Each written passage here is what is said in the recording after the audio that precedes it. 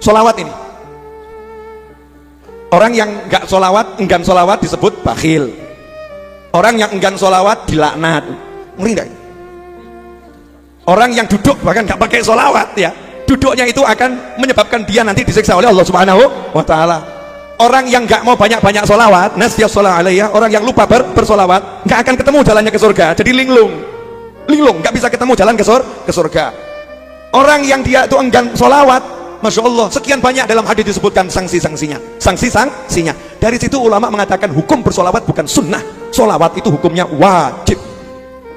Ini harus diingatkan, solawat itu bukan amalan sunnah, solawat itu amalan wajib hukumnya. Cuman kewajibannya beda-beda. Ada yang mengatakan wajibnya setiap duduk 1 kali.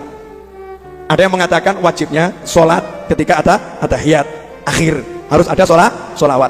Ada yang mengatakan wajibnya ketika khutbah Jumat. Jadi khutbah Jumat gak pakai solawat gak sah, gak diterima oleh Allah Subhanahu wa Ta'ala, gak diterima oleh Allah, gak diterima oleh Rasul. Walaupun hebatnya luar biasa, tetap tidak sah kalau nggak pakai solawat.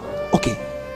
Sekarang pertanyaannya, pernahkah sahabat datang kepada Nabi SAW khusus, ya, secara khusus curhat bab solawat? Pernah. Hadis tentang pertanyaan sahabat Ubay bin Ka'ab radhiyallahu anhu.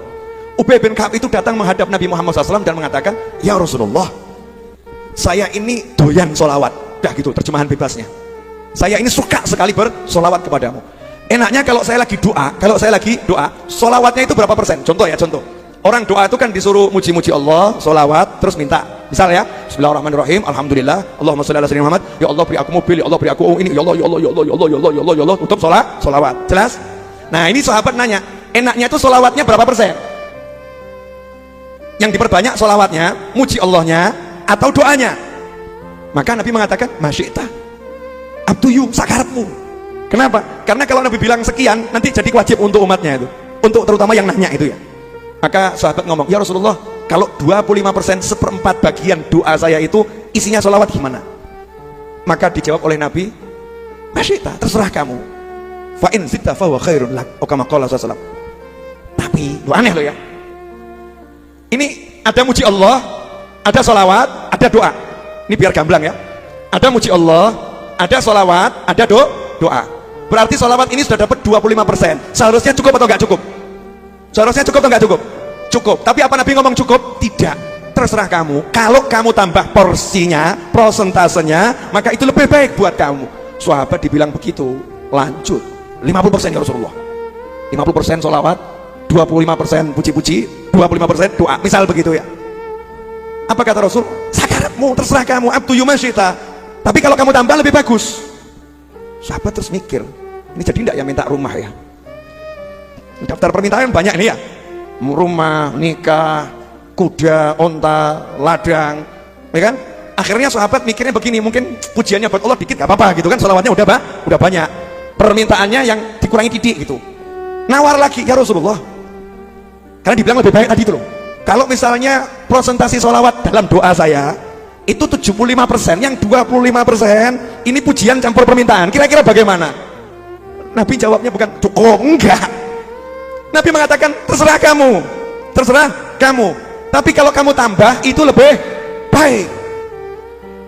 Coba kalau kamu cukup Nabi, nanti saya nggak jadi minta no. Hajat pengen rabi, suruh sholawat tok ya, hajat pengen nikah lagi itu Habib Hussein Asri pojok tuh ya. Habib Hussein Asri itu udah diizinkan istrinya nikah lagi, tapi wajib dengan syarifah itu. Makanya status WhatsAppnya pejuang sejati, sampai sekarang belum ketemu. Berjuang terus ya, berjuang terus. Hajat pengen nikah lagi syar'i boleh kan? Boleh, asal bisa ya. Kalau nggak bisa jangan coba-coba, jeglek kamu nanti. SK itu syarat dan ketentuan berlaku. Subhanallah, masih punya hajat banyak. Nabi nawari, kalau kamu tambah sholawatnya lebih bagus. 75% udah buat sholawat toh ini. Jadi misalnya doa begini, ya Rabbi sholli ala Muhammad, ya Rabbi sholli ala Muhammad, ya Rabbi sholli ala Muhammad. Misal doanya itu 1 jam, ya Rabbi sholli ala Muhammadnya itu 45 menit. Terus baru doa, ya Allah waghfir wasami man kana adna, ya Allah, ya Allah, ya Allah, ya Allah, ya Allah, ya Allah. Akhirnya sahabat karena cintanya sama Nabi Muhammad SAW luar biasa dan paham, Nabi ini menyarankan tambahono gitu loh ya. Fa in zitta fa huwa khairun lak. Nabi enggak mengatakan zid hebatnya Nabi Muhammad SAW. Rasul nggak mengatakan tambahin, tidak. Tapi Rasul mengatakan kalau kamu tambahin lebih bagus. Artinya Rasul pengen ditambahin, tapi cara ngomongnya halus. Sahabat ngerti maunya Rasul seperti itu. SAW, ya sahabat langsung jawab, kalau gitu ya Rasul nggak jadi doa. Setiap doa isinya sholawat semua.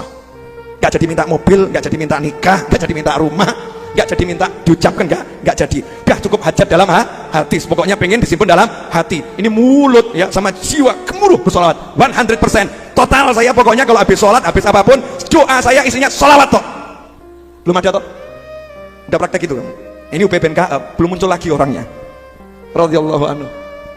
Nabi jawab, idan kalau betul itu kamu lakukan, apa yang ada dalam hatimu, hajat model apapun diwujudkan oleh Allah Ta'ala.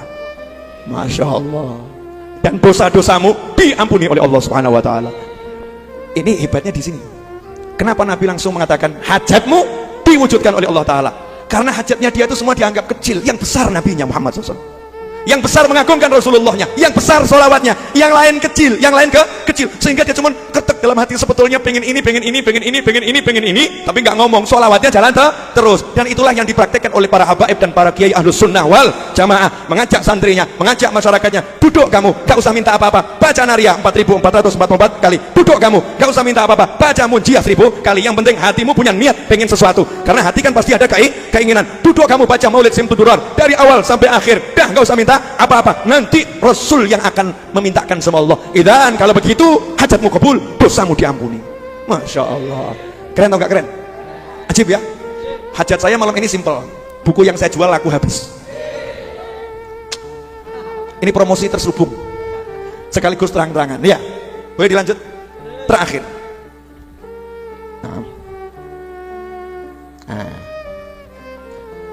ini saya ambilkan hadis yang kalimatnya asyik, di mana malaikat mendatangi Nabi Muhammad SAW kemudian berkata, ya Muhammad, Allahumma shalli alaihi, innallaha yaqul, sesungguhnya Allah berkata, ama tardha an la yusalli alaika abdun min ibadi salatan illa sallaitu alaihi biha asyra. Wahai Nabi Muhammad SAW, apakah kamu tidak senang, apakah kamu tidak ridho, apakah kamu tidak puas, apakah kamu tidak puas kalau ada satu hambaku bersolawat kepadamu, aku akan bersolawat kepadanya 10 kali. Dan apabila ada satu hambaku mengucapkan salam kepadamu 1 kali, aku akan mengucapkan salam kepadanya 10 kali. Puas nggak? Puas nggak? Maka Rasul menjawab, bala Rabbi, puas ya Allah, puas ya Allah. Nah berarti kita tahu yang membuat puas Nabi Muhammad SAW kalau umatnya disolawatin Allah, betul?